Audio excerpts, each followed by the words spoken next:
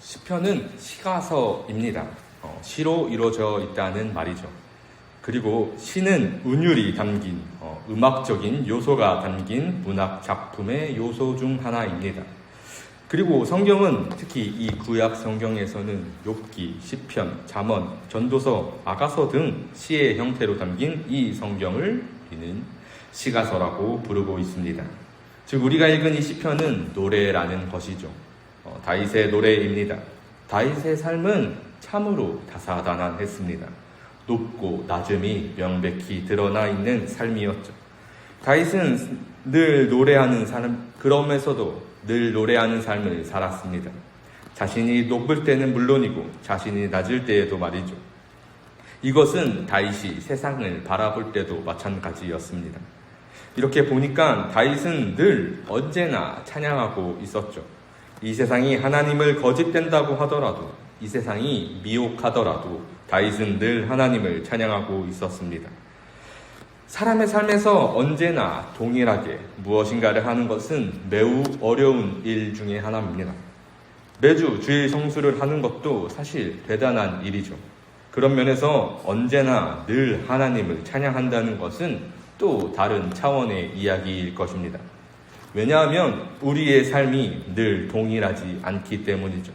우리의 높고 낮은 그 상황이 벌어지는 것뿐만이 아니라 저 세상이 우는 사자와 같이 우리를 잡아삼키려고 하는 이때에 하나님을 거짓되다고 하며 미혹하고 있는 이때에도 우리는 여전히 찬양하고 있는지 점검해 볼 때입니다. 시편 4편 2절에서 인생들아 어느 때까지 나의 영광을 바꾸어 욕되게 하며 헛된 일을 좋아하고 거짓을 구하려는가. 셀라. 다윗의 영광은 하나님께서 주신 영광입니다. 그러니 이들이, 저 세상이, 저 인생들이 그 영광을 욕되려고 하는 것은 하나님을 욕되게 하려고 하는 것이라고 볼 수 있는 것이죠. 이 모습은 오늘날에도 흔하게 볼 수 있습니다. 지금 세상은 가진 방식으로 자신들의 주장하는 방식대로 하나님의 순리를 거부하려고도 하고 있죠. 동성애 개인주의, 전쟁 등 그야말로 자신들의 정의만 옳다고 여기는 세상의 모습이 있습니다. 그런 이들에게 이 하나님의 영광은 자신들의 어두운 마음을 밝히는 빛일 뿐 자신들의 욕심을 채우는 데는 전혀 도움이 되지 않고 있죠. 그래서 이들은 그 영광을 욕되다 하고 싶어 하고 있습니다. 왜냐하면 이들은 헛된 일을 좋아하고 거짓을 구하기 때문이죠. 다윗도 마찬가지였습니다. 다윗의 때에도 마찬가지였죠. 이 시를 기록한 때가 어느 때인지 잘 알 수는 없으나 다윗의 상황들을 고려해 봤을 때 하나님께서 그에게 영광을 주셨다는 점은 알 수 있었습니다. 그러니 그는 이미 왕권에 이뤘다라고 볼 수도 있었죠. 그런 관점에서 볼 때 하나님이 세운 그 왕의 자리를 세상이 욕되게 하고 있으며 그를 내리끌으려고 하는 그 모습도 볼 수 있었습니다. 그런 세상에 대하여 다윗은 찬양하고 있는 것이죠. 다윗의 이 마음을 가능했던 이유는 두 가지인데 먼저 1절에서 잘 보여주고 있습니다. 4장 1절 함께 읽겠습니다. 내 의의 하나님이여 내가 부를 때 응답하소서. 곤란 중에 나를 너그럽게 하셨사오니 내게 은혜를 베푸사 나의 기도를 들으소서. 아멘. 다윗의 삶에선 늘 하나님께서 너그럽게 하셨습니다. 사울을 목전에 두고서 있는 원수를 눈앞에 두고도 다윗을 너그럽게 하셨으며 범죄였다 하더라도 왕세자를 죽인 그 압살롬에게 자신의 아들에게도 너그럽게 하셨습니다. 다윗은 곤란 중에 환난 중에 하나님을 불렀고 하나님을 부르짖었고 그의 하나님께서는 응답하셨죠. 다윗의 마음을 크게 하셔서 너그럽게 하셔서 그들을 품을 수 있도록 참고 인내할 수 있도록 다윗을 인도하셨습니다. 그 환난을, 그 역경을 자신의 힘으로 이겨낸 것이 아니라 하나님이 하셨다는 것을, 그리고 하나님께서 다윗을 택하신 은혜가 있었다는 사실을 너무나도 잘 알고 있는 모습이었죠. 시편 4편 4장 3절에선 시편 4편 3절에선 여호와께서 자기를 위하여 경건한 자를 택하신 줄 너희가 알지어다. 내가 그를 부를 때에 여호와께서 들으시리로다. 아멘. 이 고백은 하나님이 나를 택하시고 부르셨고 이끄시고 세우셨다는 고백이 담긴 하나님을 향한 굳건한 믿음이 드러나는 고백입니다. 이것이 핵심입니다.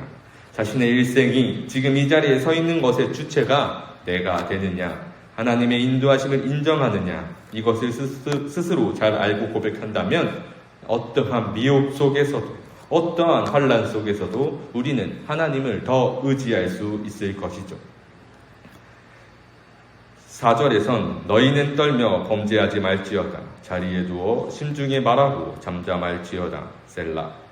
본문 속 떨면은 분노한 상태에서 떨고 있음을 말하고 있습니다. 그래서 분노해서 하나님을 욕되게 하고 있는 저 세상에 대해 분노해서 그들과 똑같이 범죄하지 말아야 합니다. 오직 우리가 할 일은 5절의 일이죠. 의의 제사를 드리고 여호와를 의지할지어다. 그러니 여러분 분개하지 말고 기도로 중보하십시오. 묵상으로 하나님께 더 나아가십시오. 우리는 이렇게 심상이 무너질 만한 그 상황에서도 하나님을 더 의지해야 할 것입니다. 우리가 드릴 의의 제사는 우리 자신을 거룩한 산제물로 드리는 진정한 영적 예배가 될 것이죠. 로마서 12장 1절과 2절에선 그러므로 형제들아 내가 하나님의 모든 자비하심으로 너희를 권하노니 너희 몸을 하나님이 기뻐하시는 거룩한 산제물로 드리라. 이는 너희가 드릴 영적 예배니라. 너희는 이 세대를 본받지 말고 오직 마음을 새롭게 함으로 변화를 받아 하나님의 선하시고 기뻐하시고 온전하신 뜻이 무엇인지 분별하도록 하라. 그래서 이 삶에서 우리는 분별해야 할 것입니다. 이 말씀처럼 이룰 수 있는 것은 우리에게 선을 보이신 이가 누구인지, 내 마음의 풍성함을 주시는 분이 누구인지 정확하게 안다면 우리는 저 세상을 본받지 않고 오직 하나님 앞에 나아갈 수 있는, 우리를 거룩한 산제물로 드릴 수 있는 하나님께서 바라는 그 영적 예배를, 의의 제사를 하나님께 드릴 수 있을 것이죠. 이 길에서 가장 중요한 것은 8절입니다. 시편 4편 8절 함께 읽겠습니다. 내가 평안히 눕고 자기도 하리니 나를 안전히 살게 하시는 이는 오직 여호와이시니이다. 아멘. 그래서 여러분, 우리가 평안히 눕고 자기도 하며 안전하게 살게 하는 것이 여호와께서 그늘을 베푸셨기 때문이라고 고백하고 계십니까? 우리는 여러 시험, 역경, 고난, 그런 환난 속에서 하나님의 도우심을 경험하고 그 시험들을 넘어설 것입니다. 그렇게 하나님의 인도하심을 경험하는 우리는 정말로 진실로 우리를 택하신 하나님께서 우리를 안전하게 살게 하시는 하나님이시구나 라는 고백을 이룰 수 있게 하실 것이죠. 로마서 5장 3절과 4절에선 다만 이뿐 아니라 우리가 환난 중에서도 기뻐하나니 즐거워하나니 이는 환난은 인내를, 인내는 연단은 소망을 이루는 줄 아미로다. 이것이 바로 우리가 하나님과 함께 화평을 누리는 마음의 모습입니다. 그 소망은 하나님이 우리를 안전하게 하신다는 믿음이 담겨 있는 것이죠. 그래서 우리가 누리는 것을 보십시오. 여호와 하나님과 함께 있다는 그 사실만 주목하십시오. 우리를 택하셨고 이 자리로 이끄셨습니다. 그리고 마침내 우리에게 영생도 보여주셨죠. 그 어떤 것도 우리가 안전하게 할 수 없습니다. 나의 생각과 내 힘과 내 어떤 능력도 우리가 늘 안전하게 할 수는 없을 것이죠.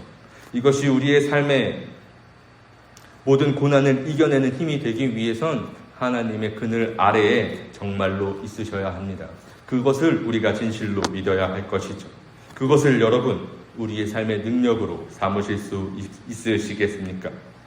다윗은 그 기쁨이 곡식과 포도주가 풍성할 때보다 내가 원하는 것이 넘치는 것 그때보다 더 기쁘다고 말하고 있습니다.